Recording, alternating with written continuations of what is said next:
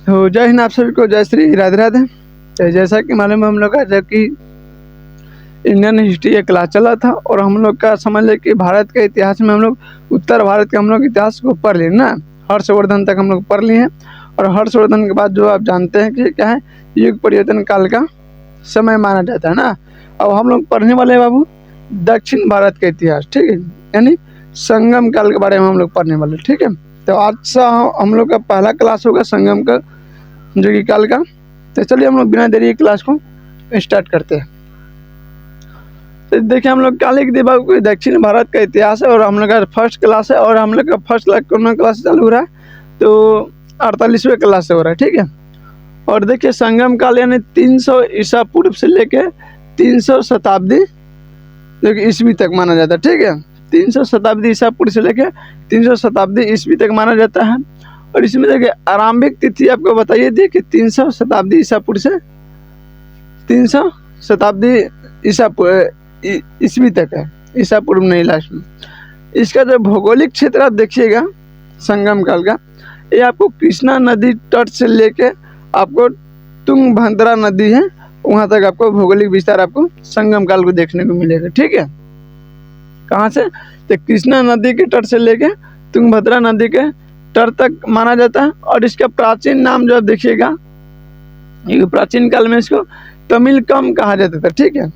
इस क्षेत्र को प्राचीन में इसे तमिलकम कहा जाता है, ठीक है। उस समय जब पांडव के राज चल रहा था, पांडव राजवंश थे, पांडव राजाओं के जो कि संरक्षण में कवियों के जो कि 3 विशाल सम्मेलन बुलाए गए थे, ठीक है। उस समय पांडव वंश के राज चल रहे थे, ठीक है। उन्हीं के शासनकाल में जो कि तमिलनाडु के जितने भी कवि थे बड़े बड़े, उनको सम्मेलन बुलाए गए, 3 सम्मेलन।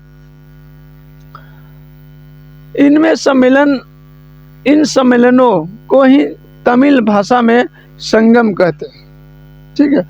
जो कवि सम्मेलन जो 3 हुए हैं उसी को हम क्या कहते हैं, तमिल भाषा में संगम कहते हैं, ठीक है। क्या कहते हैं बाबू, जो यहाँ के कवियों ने सम्मेलन किए थे और राजाओं ने बैठाए उनके संरक्षण में, उसी संगम बैठक को क्या कहते हैं बाबू, तो हम कहते हैं संगम, जो तमिल लैंग्वेज में, ठीक है।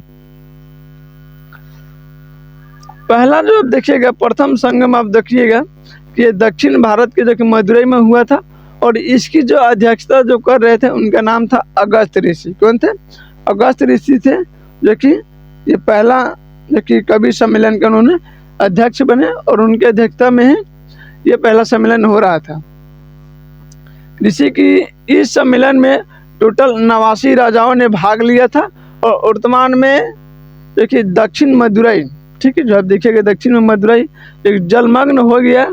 और जलमग्न हो गया के कारण, जिस कारण से यहाँ के जो संगम में लिखे गए जो साहित्य थे, ठीक है, जो संगम हुआ जो साहित्य लिखे गए थे वो जलमग्न होने के कारण क्या हुआ बाबू, डूब गया। इसके लिए जानकारी इसका नहीं मिलता है। जो दक्षिणी मदुरई मिलेगा वो जलमग्न हुआ और जो संगम काल का जो साहित्य लिखे थे साहित्य वो डूब गया, दहा गया। इसके साक्ष्य को नहीं देखने को मिलेगा, ठीक है।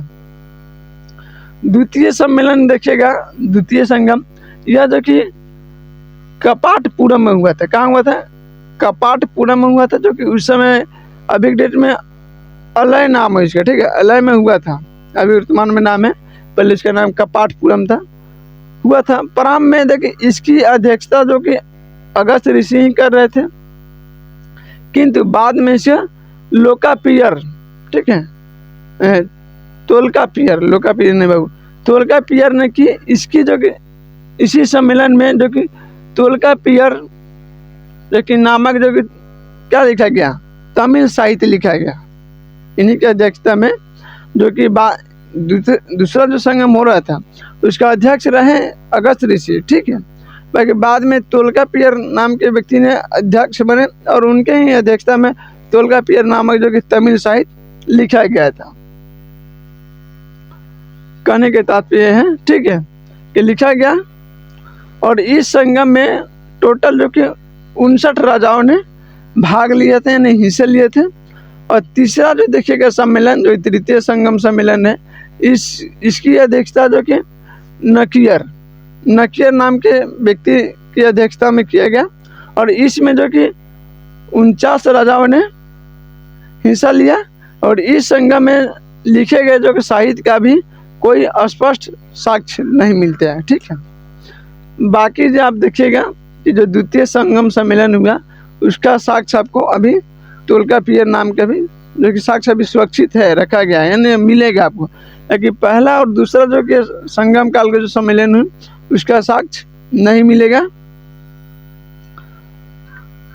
ठीक है, पहलका का तो रीजन है कि जलमग्न हुआ तो डूब गया, बाकी दूसरा का रीजन पता नहीं है। नोट में है कि देखिए तीनों ही सम्मेलन में तमिल में किए गए हैं, तीनों सम्मेलन तमिल में ही किया गया।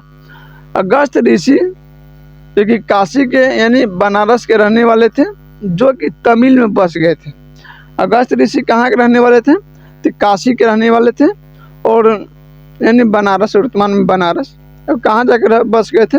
तो तमिलनाडु में जाके उन्होंने बस गए थे और अगस्त ऋषि को ही तमिल साहित्य का जनक माना जाता है। ठीक है, अगस्त ऋषि को ही तमिल का जो साहित्य है उनका जनक माना जाता है। ठीक है, तो आज तक हम लोग इतना ही क्लास में रहने देते हैं, फिर हम लोग मिलेंगे अगले नेक्स्ट क्लास में और इसके बाद हम लोग पढ़ेंगे संगम काल के जो राजाएं हैं उनके बारे में हम आपको पढ़ाएंगे। ठीक है, तो चलिए जय हिंद, जय श्री राधे राधे, फिर मिलेंगे अगले नेक्स्ट क्लास में। इसको नोट बना लीजिए। देखिए संगम काल में शुरुआत यहीं से हुआ कि 5 राजा पांडु राजा के संरक्षण में 3 संगम साहित्य हुए थे, जिसमें 2 कहता अगस्त ऋषि अध्यक्ष किया, बाद में लोकापियर ने किया। लोकापियर नामक जो कि साहित्य लिखा है इसका साक्ष्य है, बाकी और सब में जो लिखा है उसका साक्ष्य खत्म हो गया।